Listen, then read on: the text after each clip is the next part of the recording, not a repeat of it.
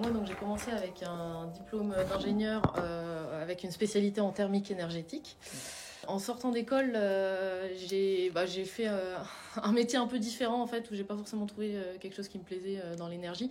Donc je suis partie plus dans le milieu industriel où j'ai travaillé dans 5 ans et c'était vraiment pas lié du tout à l'énergie, c'était plus mécanique, etc. En fait, j'avais une volonté après de revenir côté énergie et c'est là que je suis rentrée chez Enerlis dans la BU ESOP, la partie d'ingénieur énergie pour faire des audits énergétiques. C'est après 2 ans à faire des audits énergétiques qu'il y a eu une proposition qui a été lancée au sein du service sur des gens, parce que Enerlis voulait monter le service Energy Management. Donc voilà, ils ont lancé un mail sur qui peut être intéressé. Moi j'ai dit tiens, ça m'intéresserait bien là, après 2 ans à faire de l'audit, d'évoluer, de changer un peu de métier. Et au départ ça a commencé en fait, l'idée c'était plus un ancien collègue qui est parti, là, Frédéric Carrera, qui était un peu la personne désignée pour lancer le service. Et du coup, ça a été accepté que je le rejoigne directement et qu'on fasse un peu un binôme pour démarrer le service d'Energy Management.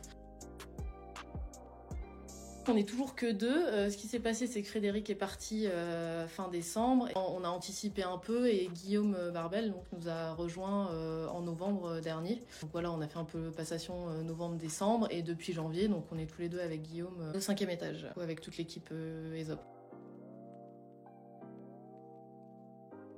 En fait, officiellement, oui, ça a démarré, on va dire, début 2023. Après, des missions d'énergie management, il y en avait déjà quelques-unes où c'était justement côté énergéticien chez ESOP qui faisait de temps en temps parce qu'on avait des clients qui voulaient faire un peu de suivi énergétique, mais c'était vraiment des petites missions. Là, ce qu'on a développé, c'est que à partir de début 2023, c'est suite aussi à la commande de Air France qui a déjà été évoquée dans les newsletters aussi, où il y a eu pas mal de communication là-dessus. C'est Frédéric qui avait commencé à travailler lui tout seul avant même de monter le service. Et donc cette mission-là qui est vraiment l'énergie management tel que nous on veut le développer, avec le suivi on va dire de loin avec les chiffres, mais également être sur site et vraiment accompagner le client pour réaliser des économies d'énergie. Il y a eu ça qui a démarré un peu Service Energy Management. Après, il y a la volonté d'Enerlis de développer les contrats ESCO. Et c'est ça qui a lancé la dynamique de vraiment créer un service autour de ça et de se dire on va le développer parce que Enerlis veut développer les contrats ESCO.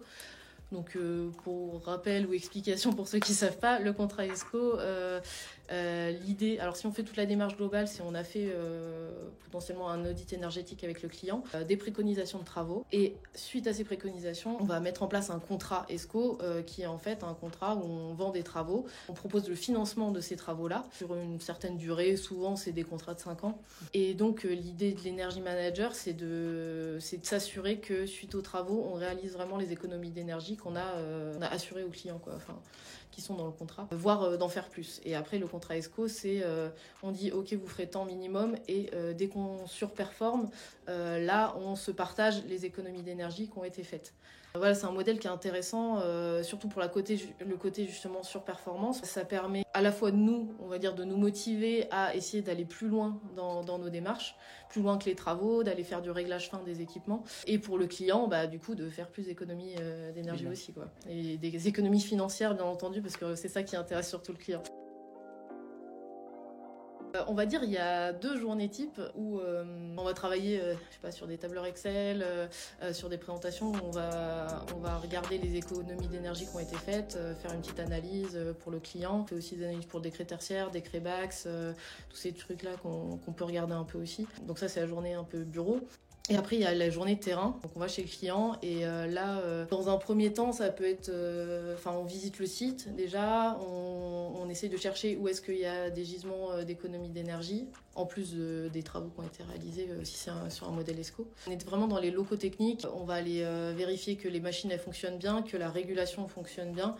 Et on regarde un peu toute la chaîne depuis la supervision jusqu'à ce que les vannes elles fonctionnent bien, parce que on fait un peu du débugage pour ensuite s'assurer que notre régulation va bien marcher et que du coup on va pouvoir faire des économies d'énergie grâce à la régulation qui a été mise en place.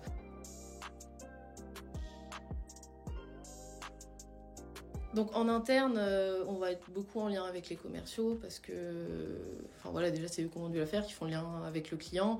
Quand on va trouver des pistes d'économie d'énergie, potentiellement ça peut être aussi se dire ah bah tiens, il y a tel travaux en plus qu'on pourrait faire pour le client pour faire des économies et pour nous pour vendre des travaux. Et c'est pour ça qu'on va être en lien avec le commercial pour essayer d'aller vendre ces travaux et également avec les équipes d'experts en CVC et en GTB. Voilà, justement s'il y a des améliorations à faire. À ce niveau-là. Donc c'est principalement ça en interne. En externe, du coup, en fait, on est un peu avec toute la chaîne du client, depuis l'exploitant, donc qui va s'occuper des équipements CVC du site, le propriétaire, les property managers, le locataire, enfin ça peut être un peu tout le monde. On va essayer de travailler main dans la main, surtout avec l'exploitant, parce que c'est avec lui qu'on va pouvoir voir s'il y a des dysfonctionnements et améliorer les choses. Mais après, on a les comptes à rendre avec le propriétaire, le locataire, enfin voilà, en fonction de qui gère l'affaire. Par exemple, on a Diaconès Avron, qui est un hôpital.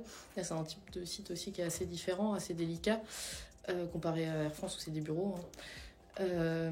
Et du coup, Diaconès, là, c'était dans le cadre d'un contrat de travaux où bon, il y a eu différentes choses. Il y a eu une GTB mise, des équipements à droite à gauche, des variateurs, des équipements plus techniques. Et où ça, du coup, il fallait garantir voilà, qu'on atteigne vraiment les économies qu'on avait garanties lorsqu'on a vendu les travaux, quoi. Alors moi, ce que j'aime bien dans ce métier-là, c'est que c'est en grosse partie un métier de terrain. Et du coup, c'est hyper intéressant. Enfin, on rentre vraiment dans la technique. Et surtout, on va faire des actions sur le terrain où potentiellement on voit les résultats tout de suite. Enfin voilà, comparé moi avant, quand je faisais des audits énergétiques, c'était on faisait un état des lieux, on faisait des préconisations et après le client il en faisait un peu ce qu'il voulait et il n'y a pas toujours le résultat et quand il y en a ça peut être très long avec les travaux. Là vraiment c'est on va tourner des boutons et puis derrière on regarde les chiffres et potentiellement sur certaines actions on voit tout de suite les économies d'énergie et ça c'est très intéressant et très motivant du coup.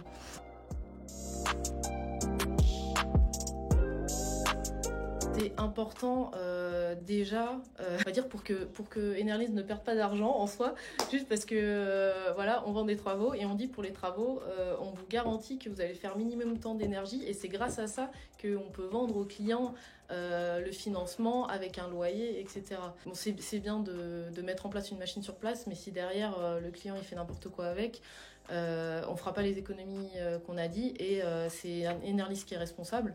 Donc de toute façon c'est indispensable qu'il y ait quelqu'un qui soit sur place au moins au début pour assurer les économies. Et comme c'est sur 5 ans, bah en fait il faut être là 5 ans pour au moins vérifier de temps en temps que ça va bien. Après, comme on dit, ça peut être un gisement pour vraiment rapporter encore plus à Enerlys dans le sens où il y a la surperformance, des économies supplémentaires. Donc ça peut être un réel gisement supplémentaire si on fait bien l'énergie management, enfin si on le fait bien et si on trouve des pistes intéressantes en plus.